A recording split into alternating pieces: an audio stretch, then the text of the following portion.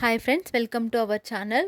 ఈరోజు మన రెసిపీ వచ్చేసి ఎంతో సింపుల్గా టేస్టీ అండ్ హెల్తీగా చేసుకునేటువంటి రాగి సూప్ని చాలా తక్కువ టైంలో ఈజీగా ఎలా ప్రిపేర్ చేసుకుంటాం అనేది ఈ వీడియోలో చూద్దాం. దీనికోసం అయితే ముందుగా మనం సన్నగా క్యారెట్ కట్ చేసి పెట్టుకోవాలి. అలాగే ఉల్లిపాయలు, పచ్చిమిర్చి, టమాటోస్ కూడా కట్ చేసి పెట్టుకోవాలి. వీటితో పాటు స్వీట్ కార్న్ కూడా యాడ్ చేసుకోవాలి. ఇంకా మన దగ్గర వెజిటేబుల్స్ ఉంటే కూడా యాడ్ చేసుకోవచ్చు.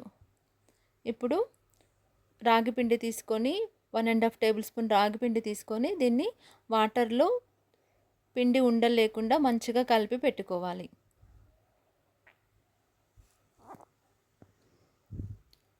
ఇప్పుడు స్టవ్ వెలిగించుకొని ఒక గిన్నె పెట్టుకొని దీంట్లోకి 1 టేబుల్ స్పూన్ నెయ్యి యాడ్ చేసుకొని, నెయ్యి ప్లేస్లో ఆయిల్ కూడా యాడ్ చేసుకోవచ్చు.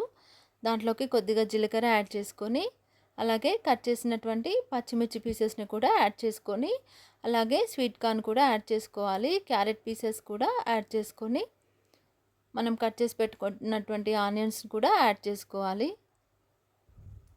వీటన్నిటిని మిక్స్ చేసుకొని ఆయిల్లో కొద్దిగా మగ్గినాక కట్ చేసి పెట్టినటువంటి టమాటో పీసెస్ని కూడా దీంట్లోకి యాడ్ చేసుకోవాలి.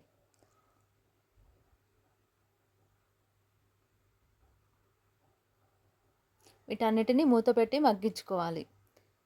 ఇవి మగ్గినాక దీంట్లోకి 1/2 టేబుల్ స్పూన్ మిరియాల పొడి యాడ్ చేసుకోవాలి. ఈ మిరియాల పొడిని వీటన్నిటికీ కలిసేటట్టుగా మిక్స్ చేసుకోవాలి. ఇప్పుడు దీంట్లోకి 1.5 గ్లాసెస్ వాటర్ యాడ్ చేసుకోవాలి. మనం ప్రిపేర్ చేసే సూప్ని బట్టి వాటర్ యాడ్ చేసుకోవాలి. అలాగే సాల్ట్ కూడా యాడ్ చేసుకొని వాటర్ని బాగా మరిగించుకోవాలి. కొద్దిగా కొత్తిమీర కూడా యాడ్ చేసుకొని కలుపుకున్న తర్వాత వాటర్ని మరిగించుకోవాలి.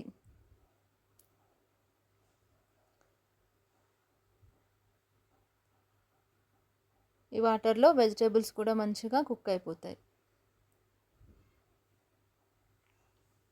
ఇప్పుడు మనం కలిపెట్టుకున్నటువంటి మరుగుతున్న వాటర్లోకి కలిపెట్టుకున్నటువంటి రాగి పిండిని యాడ్ చేసుకోవాలి. కొద్దిగా యాడ్ చేసుకుంటూ ఉండలు లేకుండా మంచిగా మిక్స్ చేసుకోవాలి. మిక్స్ చేసుకొని ఇదంతా ఇలా బాగా ఉడికేంత వరకు ఉడికించుకోవాలి. అంతే, ఇలా ఉడుకుతున్నప్పుడు మనం స్టవ్ ఆఫ్ చేసేసుకొని డిష్ అవుట్ చేసుకోవడమే. అంతే, ఎంతో సింపుల్ అండ్ టేస్టీ రాగి సూప్ అయితే రెడీ అయిపోయింది. Thank you for watching.